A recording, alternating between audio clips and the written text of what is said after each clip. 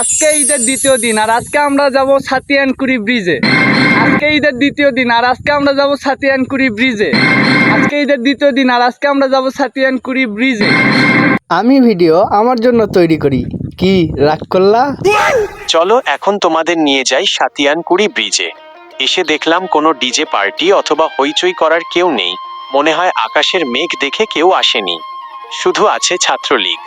অর্থাৎ ব্রিজের রাস্তায় বড় বড় অক্ষরে লেখা রয়েছে জয় বাংলা, জয় বঙ্গবন্ধু ছাত্রলীগের সেই চেনা লেখাটি। আর ঠিক আমরা ব্রিজে আসার পরপরই প্রকৃতি যেন হঠাৎ রূপ বদলালো, শুরু হয়ে গেল প্রচণ্ড ঝড় আর ঝুম বৃষ্টি।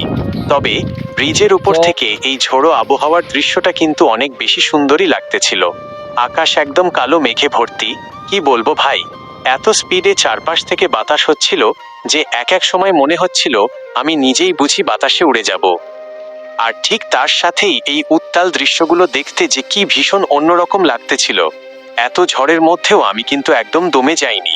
এখানে দাঁড়িয়ে বেশ সুন্দর করে একটু ভাব নিচ্ছিলাম এবং ক্যামেরার দিকে তাকিয়ে আপনাদের সবাইকে হাত নেড়ে হাই দিলাম।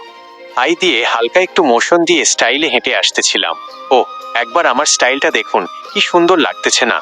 তো এভাবেই বাতাসের মধ্যে আমি আরো কিছুক্ষণ নানা রকম মোশন দিতে থাকি আর একই সাথে চারপাশের দুলতে থাকা গাছের সবুজ দৃশ্যগুলো প্রাণ ভরে উপভোগ করতেছিলাম। খোলা মনে মুক্ত বাতাসে আমার যে কি অসম্ভব ভালো লাগতেছিল।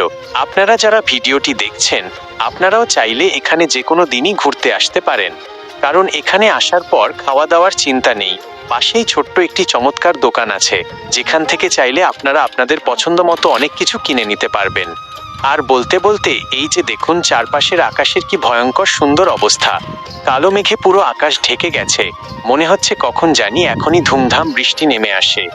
আর এই যে সামনে দোকানটি দেখতে পাচ্ছেন, এটিই হচ্ছে বিখ্যাত রক্তদাহ বিলের ঠিক কোল ঘেঁষে গড়ে ওঠা আমাদের সাতিয়ানকুড়ি ব্রিজ। আপনাদের এই চারপাশের সুন্দর সবুজ বৃক্ষের দৃশ্য দেখাতে দেখাতেই লক্ষ্য করলাম আকাশ যেন আরো বেশি পরিমাণে মেঘলা এবং অন্ধকার হয়ে যাচ্ছে। আর এই ঘন কালো মেঘলা আকাশ দেখে মনের ভেতর যেমন কিছুটা ভয় লাগতেছিল, ঠিক একই সাথে কিন্তু দৃশ্যগুলো দেখতেও চোখ জুড়িয়ে যাওয়ার মতো সুন্দর লাগতেছিল। আর এই সামনে যে বিশাল বটগাছটি দেখছেন, এটি দেখলে মনে হয় যেন দুনিয়ার যত ঝড় বাতাস আছে তার সবটুকু নির্যাতন এই একলা বটগাছের উপর দিয়েই চালায়। বেচারা বটগাছটির ডালপালাগুলো ঝড়ের তীব্র আঘাতে প্রতিনিয়ত খুব ক্ষতিগ্রস্ত হয়। এরই মধ্যে দেখলাম এখানে কিছু দুরন্ত ছেলে পেলে এই ঝড় বৃষ্টির মধ্যেই ব্রিজের উপরে দাঁড়িয়ে মনের সুখে সেলফি তুলছিল। কেউ কেউ আবার মেতে উঠেছিল টিকটক ভিডিও তৈরি করতে।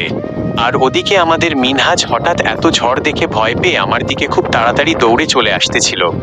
আর এই যে স্ক্রিনে দেখতে পাচ্ছেন, রক্তদাহ বিলের পানি বাতাসের চোটে কিরকম উঁচু উঁচু হয়ে বড় বড় ঢেউ আছড়ে পড়তেছে ব্রিজের গায়ে। ওই ব্রিজের উপর যারা ছবি তুলতেছিল তাদের মধ্যে একজন হঠাৎ অসাবধানতাবশত রাস্তা থেকে তার গাড়িটি নিচে নামিয়ে দেয় এবং আমি তার গাড়ির বাকি অংশটাও আপনাদের ক্যামেরায় দেখালাম। আমরা এরপরেই রওনা দিলাম রাস্তা দিয়ে আমাদের বাড়ির দিকে। আর যেতে যেতে রাস্তার পাশে হঠাৎ চোখে পড়লো বিশাল এক তাল গাছ। গাছে সুন্দর সুন্দর তাল। এই তাল দেখে তো আমার লোভ সামলানো যাচ্ছিল না, মনের ধৈর্য সহ্য যেন একদম ভেঙে যাচ্ছিল। মনটা ছটফট করতেছিল, যেন মনে হচ্ছিল এখনই তরতরিয়ে গাছে উঠি এবং সবগুলো তাল এক এক করে পেড়ে নিয়ে আসি। আর মনে মনে গাছে উঠে তাল পাড়ার এই পরিকল্পনা করতে করতেই হঠাৎ লক্ষ্য করলাম যে রাস্তা দিয়ে দূর থেকে একজন মুরব্বী লোক হেঁটে আসতেছেন। আর যতক্ষণ ওই মুরব্বী লোকটা রাস্তা দিয়ে পার হচ্ছিলেন, আমি রাস্তার ধারের প্রত্যেকটা বৈদ্যুতিক থাম্বাগুলো এক এক করে গুনতেছিলাম আর দেখতেছিলাম। আর কি বলবো বন্ধুরা, সেখান থেকে একটুখানি দূরে আসতেই যা দেখলাম, ও বাবা, এ যেন কোনো পিচ ঢালা রাস্তা না,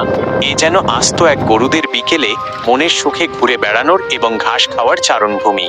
এখানে রাস্তায় চলাচলকারী গাড়ির চেয়ে গরু, বকরি, ভেড়া এসব গৃহপালিত পশু পাখির সংখ্যাই ছিল অনেক বেশি।